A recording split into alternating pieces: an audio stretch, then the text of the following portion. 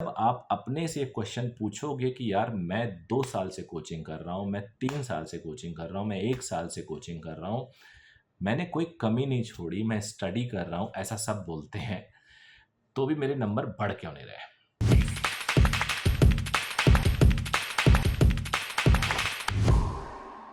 चलो बच्चों, आज दिन में मेरा एक वीडियो गया था, टेस्ट से तुरंत पता चल जाता, अभी पता चल जाता, सुधार सकते हो। तो वो वीडियो काफ़ी इंपॉर्टेंट है, अगर अभी नहीं देखा है तो आप प्लीज़ देखिएगा। ये 7 बजे वाला वीडियो वो मैंने दिन में ही दे दिया था 8 घंटे के लिए, क्योंकि मैंने बोला था मेरे टेलीग्राम पे मैं आप लोग को एक टेस्ट भेजने वाला हूँ। बेहतरीन टेस्ट, शायद आपने उसका प्रिंट आउट निकाल लिया होगा। अब से 8 दिन तक सीधे आपको मदद करने वाला हूँ, जितना मेरे से संभव हो सके। बाद में तो आपकी मेहनत, आप भगवान, सबका, आपके पेरेंट, आपके माता-पिता का आशीर्वाद आपको हेल्प करेगा। अगर नंबर नहीं अच्छे आएँगे या कुछ आपको लगता है गड़बड़ होगा, तो इसमें निराश होने की बात नहीं है। अभी जो टेस्ट में भी आपके नंबर अच्छे नहीं आ रहे हैं कुछ-कुछ स्टूडेंट के, ये अच्छी बात है, पता चल रहा है कि अभी नहीं आ रहे हैं, तो अभी आपके पास गुंजाइश है। हर दिन एक बेटर दिन बनाने की कोशिश करेंगे, तो आप 5 तारीख को अच्छा परफ़ॉर्म करेंगे।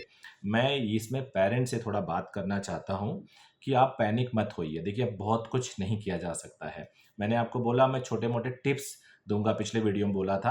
अब बहुत ज़्यादा आपको स्ट्रैटेजी वगैरह पे वीडियो नहीं बनाऊँगा। एक फाइनल स्ट्रैटेजी पे वीडियो बनाऊँगा, जो शायद मैं 1 मई को जारी करूँगा। वो फाइनल स्ट्रैटेजी होगी, लेकिन उससे पहले जो मैं बोल रहा हूँ, वो छोटे-छोटे टिप्स और ट्रिक्स पे बात करूँगा और टेस्टिंग और कंटेंट प्रोवाइडिंग पे ज़्यादा ध्यान दूँगा। आप लोग याद रखना, टेस्ट हमें गलतियाँ जल्दी बता देता है, बशर्ते हम आप टेस्ट दें ही ना और एग्ज़ाम में हमें गलतियाँ पता चले तो हम सुधार नहीं सकते। टेस्ट हमें गलतियाँ पहले बता देता है। अगर हम रुके हुए हैं टेस्ट पे, तो हमने टेस्ट से सीखा ही नहीं। अगर हम टेस्ट पे रुके हुए हैं, तो हमने टेस्ट से सीखा ही नहीं। एक सिंपल सा लॉजिक है, चाहे चींटी की चाल से चलो या एक क्वेश्चन ज़्यादा करो, लेकिन हर टेस्ट में थोड़ा-थोड़ा ज़्यादा करो। अब आप बोलोगे कि यार हर टेस्ट की लेवल तो एक जैसा होता नहीं है।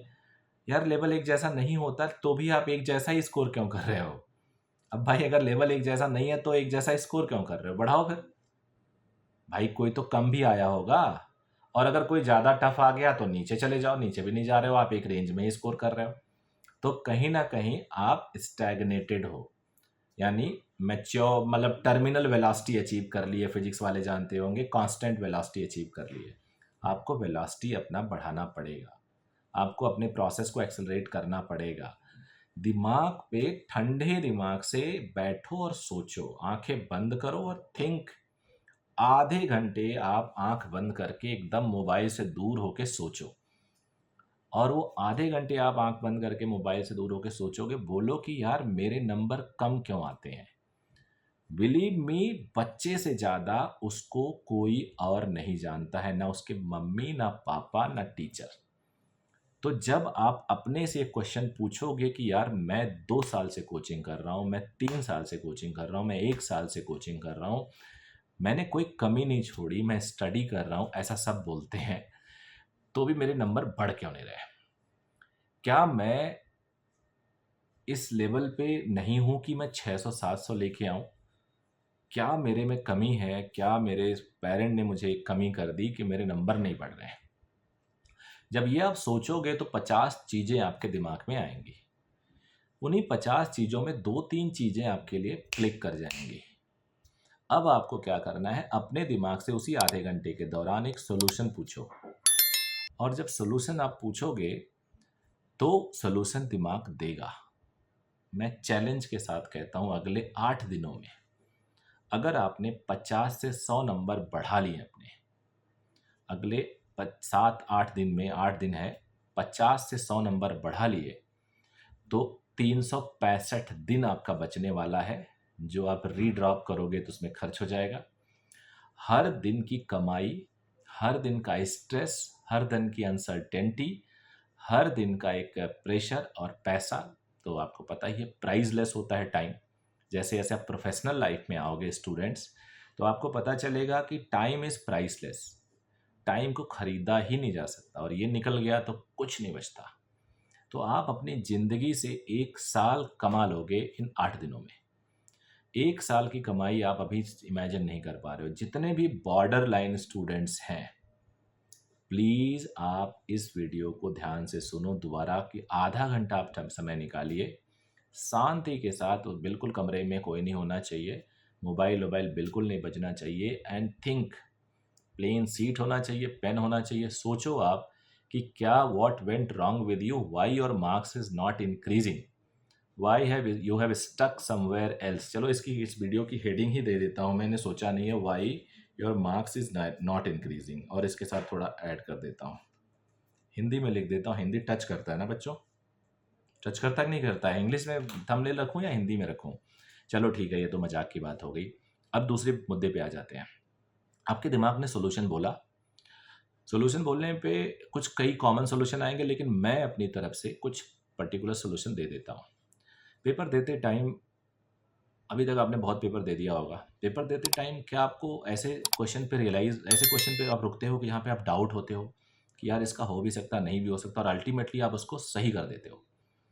मतलब टिक कर देते हो, सही नहीं, टिक कर देते हो। ऐसे क्वेश्चन को कुछ मार्क कर दो आप। यानी ऐसे क्वेश्चंस जिन पे आप डाउट हो फिर भी आप टिक कर देते हो हर बार, ऐसे क्वेश्चन को मार्क कर लो। 10 क्वेश्चन को मान मान लो ऐसे डाउट वाले क्वेश्चन, और 10 के 10 का आपने आंसर किया तो 10 क्वेश्चन को मार्क कर लो। उसके बाद उन 10 क्वेश्चन को एनालाइज करो, उसमें से कितना सही किया आपने, कितना गलत हुआ। एक टेस्ट से कुछ नहीं होगा, अगले टेस्ट में भी सेम करो।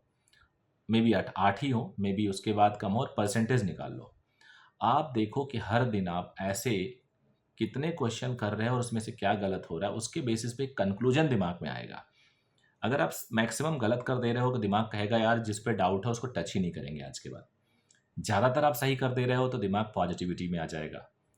इस तरह से एक स्ट्रैटेजी अपने आप बनने लगेगी। कोई इसमें एक्सपेरिमेंट नहीं है, इस स्ट्रैटेजी में कोई ऐसा रिस्क नहीं है क्योंकि आप करते आ रहे हो। हाँ, उसको आप चैनलाइज कर ले रहे हो बल्कि। So this strategy even will be more helpful to you, and I believe कि इससे 100% आपको फ़ायदा होगा। क्योंकि देखो, मैं भी ज़िंदगी में बहुत सारे टेस्ट दिया हूँ। मैं इंजीनियरिंग बैकग्राउंड से था, मैंने 12th के साथ टेस्ट दिया, 12th के बाद ड्रॉप करके बहुत सारे, तब तो आपको पता है हर इंजीनियरिंग कॉलेज का अलग टेस्ट होता था, आईआईटी का, रुड़की का अलग से, एमएनआर यूपी में होता था, Motilal Nehru regional engineering college, फिर कुछ यूनिवर्सिटीज़ कराती थी। उसके बाद फिर ग्रेजुएशन के बाद बहुत सारे एग्ज़ाम, और 20-22 साल से 2002 के बाद से मैं ट्यूटोरियल यानी कोचिंग इंडस्ट्री में ही हूँ। तो आपको पता है कि तरह-तरह के एग्ज़ाम देखना, एनालाइज़ करना बच्चों के, और ये सारा मैं साइकोलॉजी समझता हूँ। तो मेरी सबसे रिक्वेस्ट होगी कि मेरे इस पॉइंट पे बात करो, आप कोशिश करो इस पे और वर्क करने की। आई होप आपको फ़ायदा मिलेगा बेटा। Bye bye, take care, all the best यार सबको।